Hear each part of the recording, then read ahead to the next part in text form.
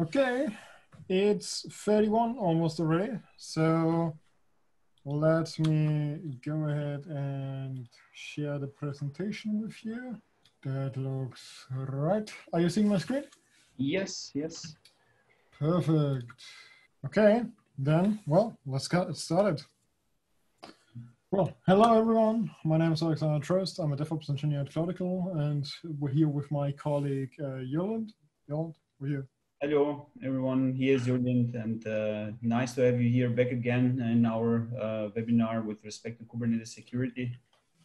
Yeah. Okay. So from agenda side, we're going to shortly have a recap of what we talked about in our last webinar. We're going to talk then about the topic of today's webinar, which is best practices, and there are the subpoints: registry, user authentication, service meshes, and even one point which is not on the list, which I wanted to throw in on short notice here, is a bit of in regards to Kubernetes cluster. Okay, so for the recap, we talked about network policies. For that, I have brought up 2 points from last time, the last minute notes and a summary. Basically just copy and pasted the slide from last time with the last minute notes. If you use network policies, well, if you enable them, there will definitely be a decrease in performance of your cluster network. It might depend on the CNI you're using, but in the end, it will certainly decrease the network performance because it's, well, simply more things where the traffic needs to go through before the traffic is, well, actually sent and or received. So take it into account. For that part also, don't forget about service mesh. For certain scenarios, make sure, does it really make sense to use network policies, or is it already enough to have a service mesh which does basically policing of which part you can talk to which other part and so on, if that might already solve it. For CNIs, well, depending on what CNI you're using, just, well, be aware that certain CNIs have additional functionality. So some CNIs, like Cilium especially as an example here, is able to do certain policing on a level 7, so on the application level, which is pretty cool, from a CNI level. So there's no need for a service mesh to basically inject itself into the application, so to say, or, well, at least in the pod where the application runs. And yeah, well. For the part when you use network policies, you should not just install them, like create some and, well, that's it. You also should check up on the network policies. You should make sure that they're always as they should be, and not that someone, you know, edits them manually. But that also more or less plays into the point of how do you, well, not how do you, but depending on the model of permissions you have in your cluster. Because if people can edit things directly in the cluster without like having it to go through a CI or something system, there's no second pair of eye which would look at this change and say, would say, well, why are you like changing the policy to allow everything, every traffic to this application or something. So keep that in mind as well there. For more or less a summary of the few other points we had for the network policies, you need to ask yourself, are you up for the task? Like there's basically any topic regarding Kubernetes and containers, you need to be sure that you really can completely pull through with it. Network policies especially are a thing which you either do 100% or no percent, well, 0%. Because either you do them fully and everything, you know, is getting the correct policies as they needed, or you're basically just doing allow all policies for every application you have in the namespace, and that's, well, that's kind of, that's bad. To get started with network policies, be sure to check out the repository from Ahmed Bey, the repository Kubernetes Network Policy Receipts. there's a bunch of examples, recipes basically in there, which can guide you with like even cool animated graphics on what network policy would do what to the traffic. And also a useful tool to validate network policies is from Innovex, the tool Illuminatio. And yeah, well, let's jump into the best practices. So for the best practices there, the first part, registry. For the registry, well, depending on, maybe some of you have used OpenShift, like OpenShift is, I think, really as the best example there, or well, kind of the worst example, depending on how you see it. You normally have one registry per cluster. And you know, to a certain level, that definitely makes sense. Like the registry in itself is to cache images that you're especially like tagging with us, like a concept of image streams, image stream tag. I'm not too much of a fan of that. Like I get why, but it's existing, but it's, well, we can definitely argue about it. So the idea behind there, Alex. So maybe you want to name one or two arguments from your perspective there, because it would be great to hear your opinion there. Yeah, the reason for having one central registry, not one per cluster or so, is simply that you have one place for, well, yourself to log into when you need to check if an image is available or not, but also for the security/auditing team to see which images are used. Because in the end, it is much easier to say, here, this is the registry, every image that is used is in there. Then here we need to run like a, you know, that's also easy to implement, but running a command over every cluster you have to get the image of any application used there is, well, you know, not really the best part, the best thing there. Yeah. And in the end, for the other parts on this slide as well, like having an image scanner, it's just so much easier if it's one place and not, well, 10 places to look into for images that need to be scanned.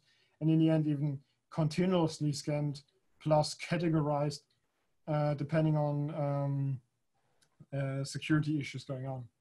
Yeah, and it's also, I guess, one other advantage here would be that you have one point where, especially when it comes to security, so assuming that some new kind of bug has been identified or threat in a kind of operating system, and then to stop there, you go on one central point and you avoid, or you kick that out from your central point and in there. So you wouldn't need to go into each and every cluster and to each and every registry of the cluster and trying to kick this out if you don't have any automation in there. So you can very fast react very fast on there in such cases, I guess. So this could be again another advantage that you would have here. But independent of the one registry, so it's always good to have this the flag of always pull, right? When we talk about images, if we are thinking about the same, or in a cluster where people trust themselves or they trust each other, that might not be a problem. But if you like getting an image from the registry, and if you are not pulling that image always from the registry, and you are using some image that is cached on the node, that can be maybe a kind of threat in here, right? So that can not necessarily the image. If you have one registry, well, you shouldn't use image pull policy always. It has more bad than good, because the image is always the same unless someone is able to modify something in the registry. And well, yeah, technically, if someone wants to change this image, well, they need to have access to the node or the registry. But that always has the intention of, when a registry is not available, you will have a hell of a problem. Okay. So from the operational perspective, you would have a trade-off there with respect, if you don't use always pull, like if you use that, you might have problems because the registry might not be available. So that would be one argument on there, right? You would want to use if not present. If you use the same tag, then, well, you're basically screwed with that. You have to use always, but you should not use the same tag every time. every version or normally also change should cause some kind of increase in the version. Well, if you're in a dev cluster, we can definitely argue of using the same tag in some way, but normally, yeah, well, it should always cause a change. Yeah, sure. I'm just saying about the option of always pull when you try to get to spin up a container, that you pull up, let's say, the image from the registry always fresh, so you get always the version pulled down from the registry, rather than using one that is cached on the node that you might be, because that. Yeah, but then we could basically go back to the part of you should not have the need to pull the same the image again if it's already on the node, unless you use the same tag. And if you use the same tag, that's already a security issue in the end, because I don't know what's in there unless I look into the pod. Yes. The tag used is normally more or less the security implication of or well, more or less the knowledge of this version of this application is running here. So yeah.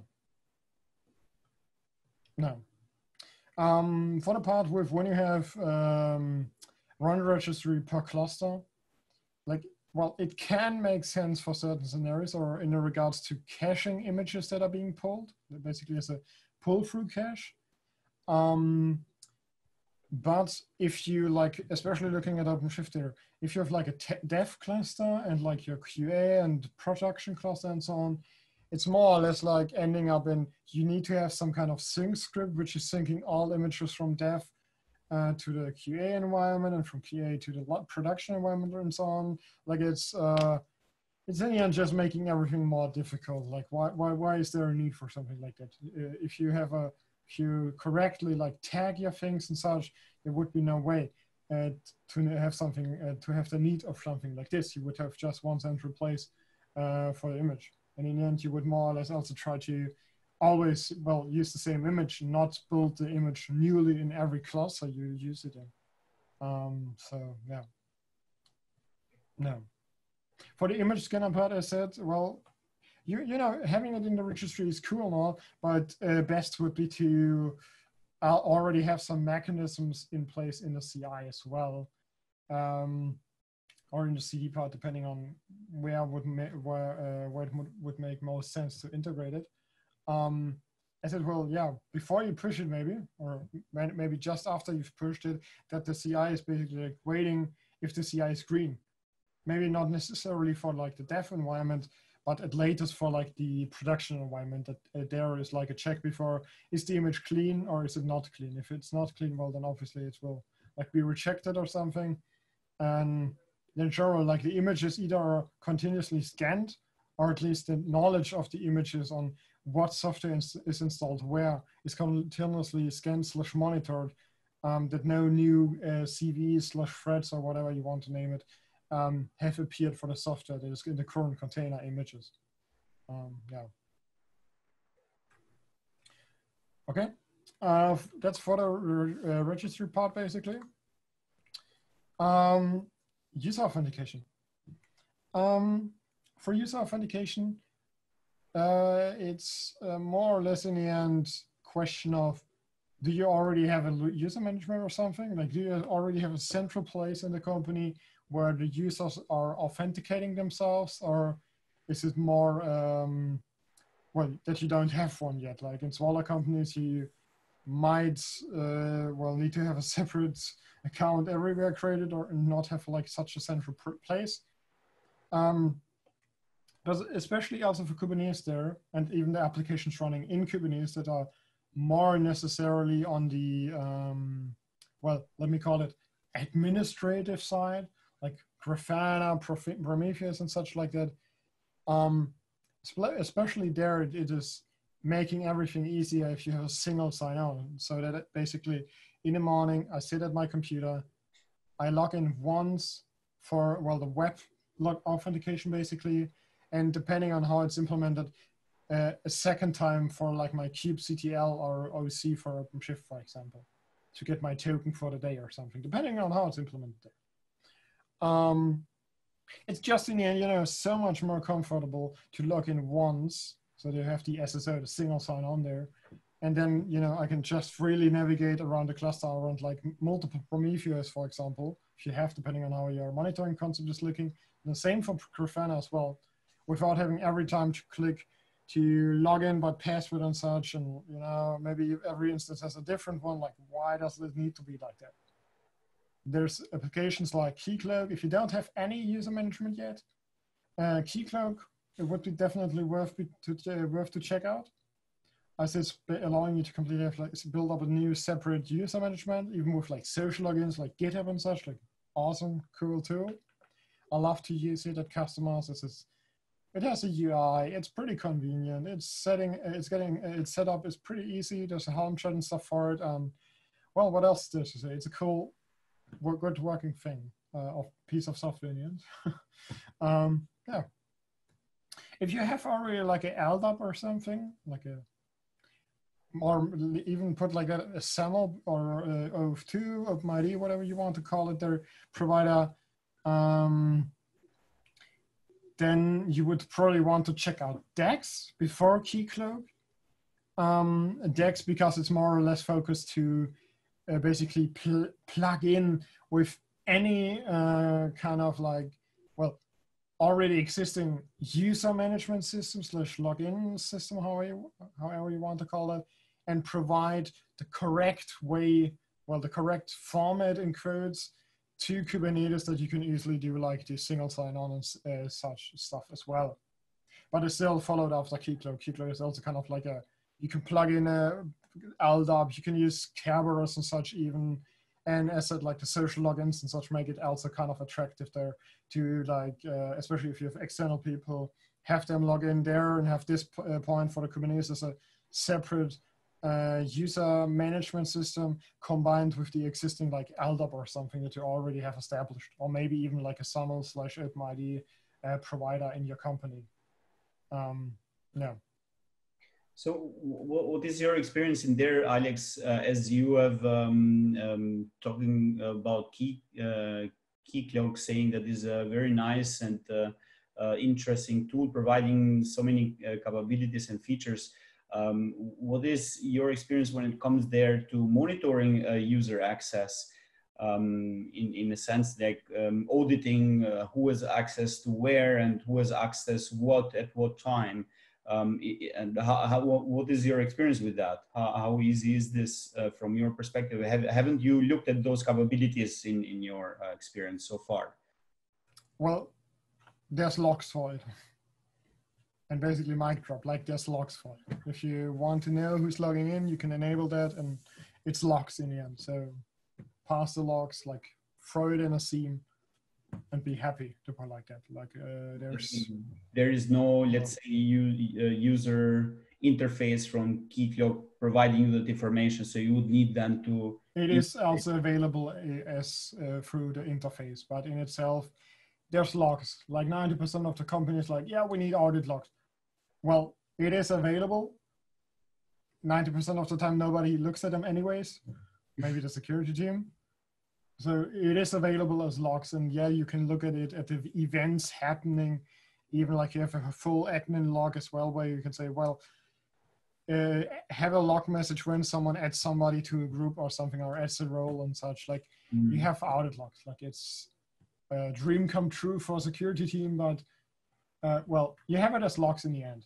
And as I said, like at least from my side, security team normally just wants everything thrown into the seam, and then they might take a look from there and just in the web interface. So, well, both is possible. Great.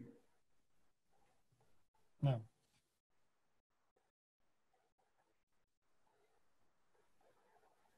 Okay. Well, that's basically for user authentication. Look into using SSO. It makes your life easier by, well, allowing you to log in once and then be logged in for, well, depending on how long the session is made. Especially for company, I would recommend something like 8 or 10 hours, maybe at max. So that it's basically covering the workday, maybe a bit plus. Like I said, like maybe 10 hours, maybe even 12 hours.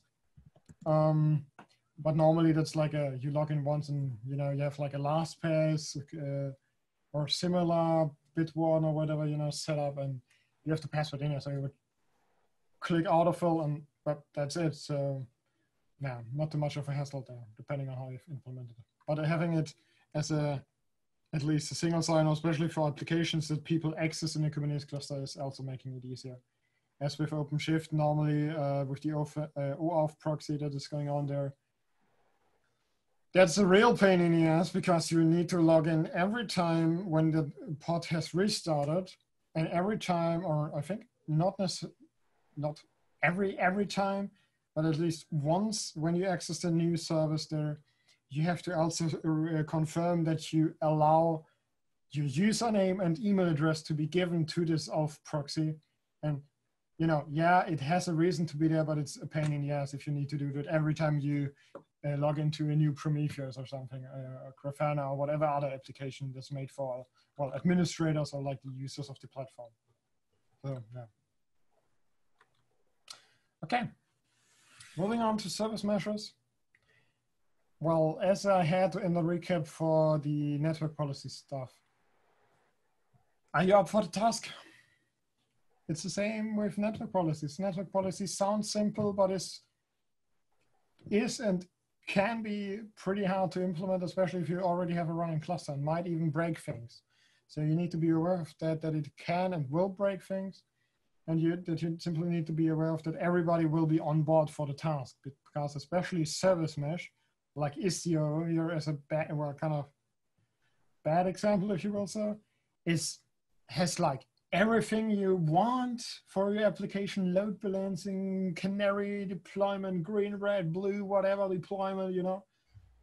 But it's, unless you really have weeks, I would really say weeks or even months of time to really look into that, it can and will be very hard to implement, especially for developers. Like, I'm not necessarily even talking about the administrators, which need to like install it, but more or less for the developers, depending on how you support the people that will deploy the applications.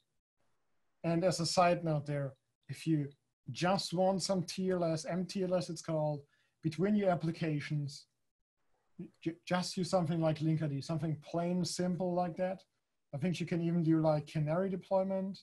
And what I'm playing around with personally, even the official, well, the Kubernetes official Ingress Nginx can even do canary as well between two services based on cookie, header, and I think there was something else, but well, point being, but for that, that's very limited. So something like Istio will have much more capabilities for you to say, if the user is even coming from this and this GUIP or something. So, well, yeah. It's more or less a thing where you need to see, yeah, are you up for the task, and is it also worth it for you in the end? Because maybe in the end, if your application is good enough for that, are you good enough with like an instant switch, or like as the normal behavior is pod by pod is being updated, and that's basically your switching, and not that the applications need to be drained or something. So yeah, well, depends on the use case. Yeah. No. Well, exactly as you put it. So depending on the use case, you have to make sure that you are using the right tool, right? So when it comes to security, you need to understand, okay, what you are actually want to secure. Is this only the communication between the applications? You don't need to have all the capabilities that maybe Istio provides, because as Alex was saying, it's probably a little bit more complex tool. And as we know that, well, complexity is the enemy of security. So before you try to do something that is very complex and you don't have the time or to look into that correctly and to try to implement it as in a correct way, so that then you're going to be open vulnerabilities into your own cluster by implementing something that is complex that you don't understand. And maybe that is good to understand what is your use case, why you are using actually a service mesh, what is your motivation behind it, trying to read the capabilities of the different solutions out there. You would find even comparisons on the internet that try to compare this kind of solutions from a capability perspective. And maybe then just identify the one that addresses your problem. So try to be a little bit pragmatic. So look at security, well, from a holistic point of view, but also again, not forgetting the focus and being pragmatic on there and trying to find the right solution out there, right? So that is the point here, I guess, and it's very important to know that and to get this as a best practice and have this into your checklist, saying which solution is actually the one that fits better to your needs. Yeah. So, as a last minute point from in by me, well, Kubernetes cluster. Try to keep up with the latest versions of Kubernetes, especially if you need to use certain, let me put like a certain edge case scenarios. You will always be happy if you're normally on the latest Kubernetes version. It's just making life so much easier, like especially, well, especially, what is it called? With, what is it called? God damn it. With OpenShift 3.11, for example. From time to time, it's a pain because certain structures are different and you need to, like, it can be a hassle because the 1.11 documentation, unless you use the OpenShift documentation completely, there isn't really available anymore from Kubernetes side. So it can be problematic to really work with an older Kubernetes version, especially looking at Kubernetes 1.16, which removed basically all old / deprecated, or well, most deprecated old APIs for objects and such. So, like for example, to name an example, instead of you being able to use extensions v1 beta 1 for a deployment, you now from 1.16 on, you have to use apps v1, and it's such things which simply should be done, but you need to keep in mind even through the updates. But it's normally easier and better to always try to keep up with the latest Kubernetes versions instead of hanging behind like 10 versions or something. Yeah. For Kubernetes cluster there as well, as Kubernetes has many native integrations, try to use as many native integrations with Kubernetes as possible. Like if you have some on-premise load balancers, try to use, if they have an integration, try to use that one instead of manually configuring your stuff. Or maybe even writing an open operator or something of sorts, which will configure the load balancer. Or like for storage, if you have some existing storage appliances or something, maybe they offer Kubernetes support or something. And also, if you're like having VMware or something like that, like ESXi clusters and so on, depending on if they support it, like cluster/node APIs, where you can just like create a cluster object and you will just even get a whole cluster spawned up, or like the node API where you create a new node object, and based on that, like those APIs will run and create new VMs for the cluster or something, which can easily where you can easily scale up the whole cluster with that. So try to use the native approaches as possible first, and then try to do custom solutions. It will be so much easier for everyone in the end if they just need to like pull an official GitHub project there for like a native integration there, and not need to like fix some weird bash script then first. So, yeah. Alex, from your experience so far, can you think of any case where you would say, okay, definitely in that use case, I needed to do some customization, so I couldn't go with a native approach?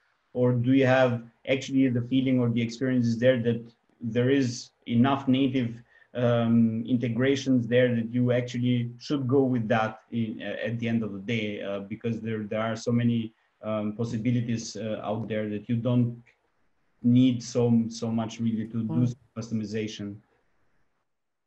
Well, it depends. If you have like the oldest piece of storage, well, then you will probably need to do something manual or do some hacky workarounds. But well, I can't normally really recommend that, as it's probably in the end going to break, and you don't want it to break, especially if it's like in a production cluster. No. So you Which wouldn't always depends on the use recommend, case. this wouldn't be best practices. So you would recommend to go to use a different storage provider? Not necessarily. It depends on the use case. If the storage, well, is paid off, get yourself some new storage if it has some Kubernetes integration, or maybe look into more cloud native stuff like Rooksev, what else is there, Podworks, and what is the other one called? OpenEVS and such. You know, in the end, it's more or less a check your use cases, check if it's possible, and check if it even makes sense to implement it.